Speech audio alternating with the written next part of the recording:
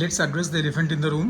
বড় একটা কই মাছের তেল কই, জ্যান্ত ট্যাংরা মাছের ঝাল, ব্লিঙ্কিটের ইলিশ মাছ ভাজা, ফুলকপির রসা, সোনামুগ ডাল, বিভিন্ন রকম ড্রাই ফ্রুটস দিয়ে, বেসিক্যালি কাজু কিশমিশ আর নারকোল। এখানে রয়েছে 4 রকমের ভাজা, বেগুনি, নারকেল বরবটি, ভেন্ডি, ফুলকপি। আর এত সমস্ত ভালো মন্দ খাবার খাওয়ার সৌভাগ্য যার, তার নাম সুজয়। তোমরা দেখি সুজয় ক্রনিকলস। আশা করি সবাই ভালো আছো, সুস্থ আছো, এবং আর কি ঠাকুরের নাম করে চলো এবার লাঞ্চে ঝাঁপিয়ে পড়ি। ভাত নিয়ে নিই, এই এত কিছু কাজপত্র করতে গিয়ে না ভাতটা ঠান্ডা হয়ে যায়। যাই হোক, আগের সপ্তাহে খেয়েছিলাম হচ্ছে লটফুটি, আর এই সপ্তাহে খাচ্ছি ভাজা। আজকে অ্যাকচুয়ালি দেখিনি যে আজকে মোটামুটি মুখ রক্ষা করতে পারলো কি না মাছ, নইলে পরে তো ধরতে হবে যে ফ্রেশ টু গো ডাহা ফেল করলো। আমি তখন ইন্ট্রোডাকশনের সময় বলেছি এটা ব্লিঙ্কিট থেকে নেওয়া, ব্লিঙ্কিট না, ফ্রেশ টু গো। আমার সাবস্ক্রাইবার এক্স ভিজে, ওনার রেকমেন্ডেশনে।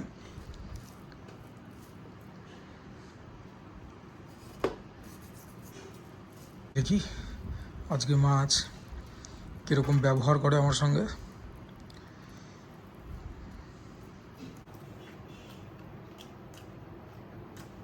ভাজা খেলে স্বাদ তোমার বাড়বেই, মানে লিখে নিতে পারো। আগের দিন খেয়েছিলাম lotpoti, as a preparation that is super, কিন্তু মাছ নিজের জাদু ফলাতে পারেনি। আজকেই ভাজা খাচ্ছে, অন্য চেহারা। এটা বলছি না অমৃত, তবে আগের দিনের থেকে তো আজকে স্বাদ ডেফিনেটলি বেটার। এবারে ভাতটা দিয়ে খেতে হবে। অলরেডি অনেকখানি ঠান্ডা হয়েছে ভাতটা। এবার সেটা হচ্ছে কি বলবো, ক্রিয়েটার হওয়ার মানে ফুড ব্লগার হওয়ার একটা খারাপ দিক। ভাতটা একটু গরম থাকলে মজাটা ও হো আরও বেশি পেতাম। লঙ্কাটা ঝাল, অনেকদিন বাদে একটা লঙ্কা কামড় দিলাম, যেটা খেয়েই সম্মান ঝাল লাগলো। যাই হোক, আর কাল বিলম্ব না করে মাছ ভাতের মানে এই পর্বটা শেষ করি, তারপরে তো ডাল ফাল অনেক কিছু রয়েছে।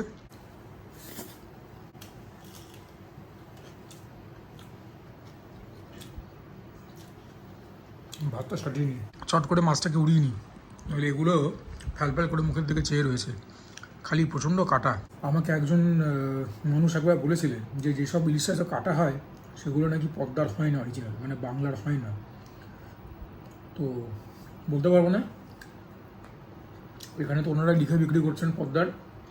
আবার আমাকে ফোন করে ফিডব্যাকও নিয়েছে যে মাছটা কীরকম খেয়েছি। আমি তো যেরকম খেয়েছি সেই রিভিউ দিয়েছি। আমাকে বলেছে স্যার ফিউচারে চেষ্টা করবো আরও ভালো যাতে মাছ দিতে পারি। এখন তো ইলিশের সিজন নয়। আমি বললাম দেখুন আমি যেটা খেলাম সেটার উপরেই তো ফিডব্যাকটা দেবো। বলো নিশ্চয়ই স্যার, আমি রিলিভেন্ট টিমকে ব্যাপারটা জানাবো। ঠিক আছে, মানে সার্ভিসের দিক থেকে ঠিক আছে, কিন্তু মাছটা খুব যে ভালো তা না। এখন যে ভাজা খাচ্ছি অফকোর্স মুখের হাসি চড়া হতে বাধ্য, কিন্তু বাকি আইটেমও তো খেতে হয় ইলিশ দিয়ে, শুধু তো ভাজা গেলেই হয় না। ঠিক বলছি তো? এবারে খাবো সোনামুগের ডাল, নারকোল ফালকোল দিয়ে করা, জবরদস্ত। লঙ্কাটাকে ডলে নিই। হ্যাঁ, বড় বড় কাজু কিশমিশ নারকোল তো রয়েছে। দেখি প্রথম গ্রাসটা নিয়ে, নিশ্চয়ই সাংঘাতিক হবে।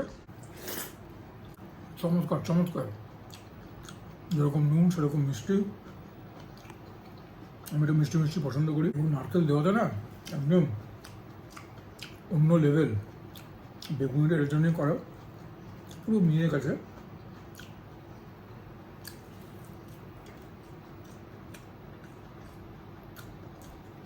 গরম হলে আরও ভালো লাগবে, তবে ওই ঈষৎ একটু মোটাও হয়েছে বেগুনিটা।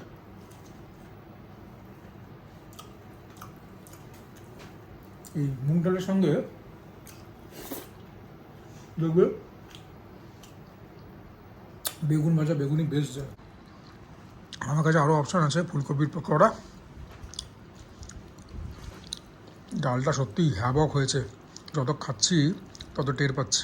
ভীষণ ভীষণ ভালো হয়েছে, সুপার হয়েছে ডালটা, নইলে এতবার বলতাম না। একটু নারকেল বরবটি ভাজা খাই, আমার মোস্ট ফেভারিট। এটাও বেশ হয়েছে, অল্প ঝাল অল্প মিষ্টি। আর ভেন্ডির কুড়মুড়ে ভাজা, যেটা কিনা এখন আর অতটা কুড়মুড়ে নেই, এটাকে দিয়ে ডালটা শেষ করি খাওয়া। এরপর নেক্সট আইটেম ফুলকপির রসা। ফুলকপি আমার মোস্ট ফেভারিট। আমি বলেছিলাম যে বৈশাখের পরে ফুলকপি খাবো না, তো ফুলকপিটা কিন্তু সেটাই রয়ে গেছে। নতুন করে ফুলকপি আর আনিনি আমি, আলু টালু কিছু নেই, খালি ফুলকপি আর কড়াইশুঁটি। কড়াইশুঁটিও শীতকালীন, যদিও এখন ফ্রোজেন পিসও 12 মাসই পাওয়া যায়, সব কিছুই এখন 12 মাস পাওয়া যায়। ফুলকপিটাকে দিয়ে চটকে ভাতটা খাই। এরপর আর কি ফুলকপিটা নষ্ট হয়ে যেত আর বেশি দিন রাখলে ফ্রিজে। একদম পাতলা চিমচা, গরম মশলা ভরা ফ্লেভার, নুন টু দ্য পয়েন্ট। ভালো না লেগে কোনো উপায় নেই, রুটি ফুটি দিয়ে খেতে ভালো লাগবে। একদম চিমচম ঘরোয়া প্রিপারেশন। তো আমি জানি না এটার নাম রসা দেওয়া ঠিক হয়েছে কি না, তবে যাই হোক ফুলকপির ঝোলই ধরতে পারো। একদম সিম্পল, হালকা আর টেস্টি।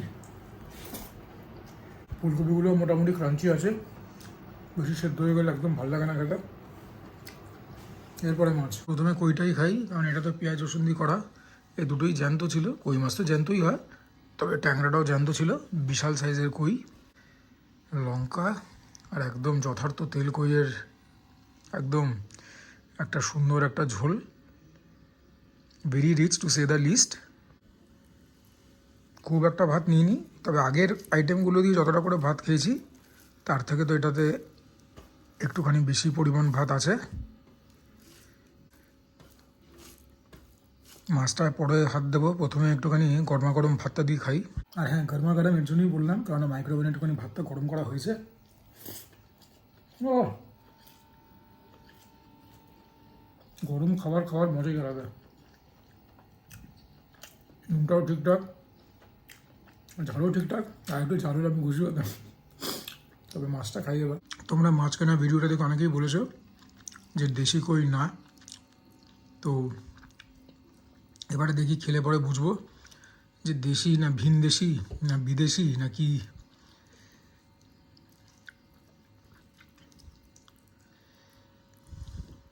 তুমি মাছটাকেই টেস্ট করি। সেই যে ছোটোবেলায় যে কই মাছ খেতাম না, একটা অন্যরকম টেস্ট, সেই টেস্ট নেই। সেই যে একটা মিষ্টতা, একটা অন্যরকম একটা টেস্ট, সেই ব্যাপারটা মিসিং হতে পারে। তোমরাই ঠিক বলেছো। মাছ চেনা এখন এত দুষ্কর হয়ে দাঁড়িয়েছে না, যে কি বলবো আর তোমাদের।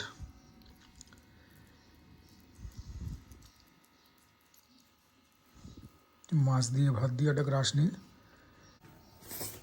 ভালোই হয়েছে, প্রিপারেশনটা খুব ভালো হয়েছে।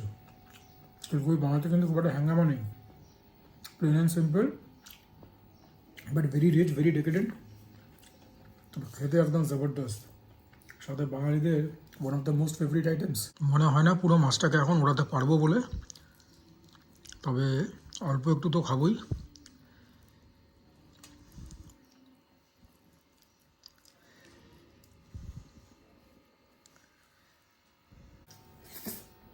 তোমরা কমেন্টে লিখতে পারো যে কই মাছে তোমাদের ফেভারিট আইটেম কী। আমার জন্য তেলকই। খেয়েছি দু এক রকমের আইটেম, একটা পাতলা ঝোল খেয়েছি আগে যখন পেটের অসুখে ভুগতাম, লিভারের অসুখে। একটা ফুলকপি দিয়ে ঝোল চ্যানেলেও দেখিয়েছি। আর থার্ড তেলকই। তেলকইটা অফকোর্স সব থেকে প্রিয়। জানি না আর কতটা মাছ খেতে পারবো, কিন্তু এরপরেই তোমরা দেখতে পাবে ট্যাংরা মাছ। কই মাছ আর দেখাচ্ছি না। তবে প্রিপারেশনটা চমৎকার হয়েছে। ট্যাংরা মাছটা খেয়ে আজকের মতো লাঞ্চটাকে শেষ করি। ট্যাংরা মাছেরও বেশ ভালো সাইজ, আর ঝোলেরও রং দেখতে পাচ্ছ তোমরা।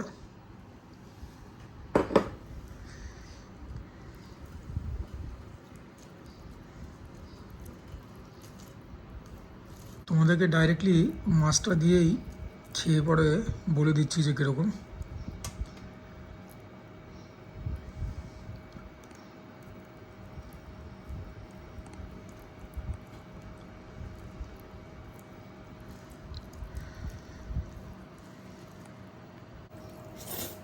প্রিপারেশনটা তো খুব ভালোই হয়েছে। তবে আমার মনে হয় বড় কি পেঁয়াজ যখন ভাজা হয়েছে না, একটুখানি কড়াইয়ের মধ্যে লেগে গেছে, মানে পোড়া বলবো না, তবে মানে পোড়ার একটু আগে অবধি চলে এসছে শেষটা, ওই জন্য একটা তিতকুটে ভাব চলে এসছে। আদারওয়াইজ নুন ঠিকঠাক ছিল, ঝাল ঠিকঠাক ছিল, কিন্তু ওই ব্যাপারটা টের পাচ্ছি। কখনো কখনো একটুখানি অসাবধানতার জন্য এই সমস্ত জিনিসপত্র হয়ে যায়, তো সেটাই হয়তো হয়েছে। Otherwise preparation was so good. এটা বেশ ঝাল হয়েছে। আবার পেঁয়াজ থেকে একটা হালকা মিষ্টতাও পাচ্ছি। প্রিপারেশনটা খুব ভালো হয়েছে, খালি এই হালকা একটা তিতকুটে আন্ডারটোন একটু মেজাজটাকে খিচড়ে দিল। তাও হাসি মুখে খেয়ে নিচ্ছে, সেটাই করা উচিত। তো এখন তো আর দেখাবার কিছু নেই। যদি ভালো লাগে ভিডিওটা, প্লিজ ভিডিওটাকে লাইক করবে, চ্যানেলটাকে সাবস্ক্রাইব করবে, কমেন্ট করবে, শেয়ার করবে। আর এখনকার মতো দিস ইজ মিশুলিয়া সাইনিং অফ। সবাই ভালো দেখো, সুস্থ দেখো, জমিয়ে খাওয়া দাওয়া করো, তার সঙ্গে ওয়ার্কআউট করতে হবে, বিকজ দ্যাট ইজ ইম্পারেটিভ। আর কি করতে হবে? সুজা ক্রনিকলস ফ্রেগরেন্সেস দুটো চ্যানেলকেই ফলো করতে হবে। এটা একটা মিনি ব্রাঞ্চ মতো হচ্ছে। ভিডিও করার কোনো ইচ্ছা ছিল না, তবে ভাবলাম না, তোমাদের সঙ্গে শেয়ার করে দিই। এটা হচ্ছে ছাতুর পরোটা। এখানে খুব যত্ন করে তৈরি করা হয়েছে রাবড়ি। এমন না যে বাকিগুলোকে অবহেলায় করা হয়েছে, জাস্ট বলছি। দইটাকে বানিয়েছি ভালো রকমভাবে, একদম নুন চিনি দিয়ে বিষ মতো করে বানিয়েছি। এটা একটু ঝাল ঝাল করে আলুর তরকারি আর ডিম সেদ্ধ, সব থেকে আনহেলদি অপশান এটাই। চলো প্রথমে আনহেলদিটাকে দিয়ে খাবারটা স্টার্ট করি। মজা করে বলছি, কিন্তু এটা খাওয়া খুব ভালো। দেখো তোমরা পরোটাটা, ভেতরটা এরকম স্টাফিং দেওয়া, পরোটাটা একটুখানি মোটাই হয়েছে। দেখে তোমরা ক্যামেরা থ্রু দিয়ে বুঝবে না, প্রথমে একটু এমনি খাবো। নরম হয়েছে, ভেতরটাও টেস্টি। আদা গেছে, জোয়ান গেছে, পেঁয়াজ গেছে।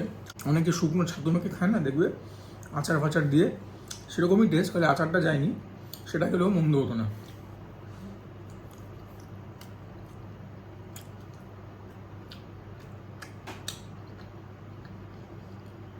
একটুখানি আচারের এসেন্সও পাচ্ছি, তাহলে বোধহয় অল্প আচারও গেছে। মধ্যে কথা খেতে বেশ হয়েছে। তবে সবথেকে বেশি ভালো লাগছে আদা আর জোয়ানটা দেওয়ায়। এবারে ঝাল ঝাল তরকারিটা খাই। সুন্দর সুসিদ্ধ চন্দ্রমুখী আলু। অন্যদিন বলি পরোটাটা হিরো, আজকে এ হিরো। এইটা যা হয়েছে, তীব্র ঝাল, নুন ঠিকঠাক, টক ঠিকঠাক, রসুন পেঁয়াজ ঠেসে দিয়েছে। কিছু কথা বলতে জল পড়ে যাবে, দেখতে ভালো লাগবে সেটা। তরকারিটা না মানে সেই হয়েছে আর কি, যে কথাটা তোমরা মাঝে মধ্যে শুনতে চাও। বুঝতে পারছো কোন কথাটা? তরকারিটা ধরা ছোঁয়ার বাইরে।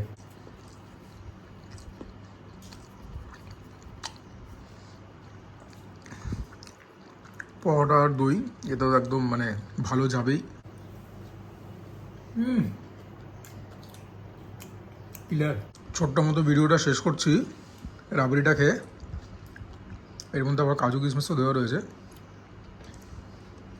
ফ্রিজে ছিল, একদম ঠান্ডা ঠান্ডা কুলকুল। দেখি টেস্ট করে। দোকানের রাবড়ির মতো হয়নি, তবে ওপরে যে শটটা সেটা খুব ভালো। নিচের যে বেসটা দেখবে দোকানেরটা আর একটু ঘন হয়, ওইটার তুলনায় এটা একটু পাতলা।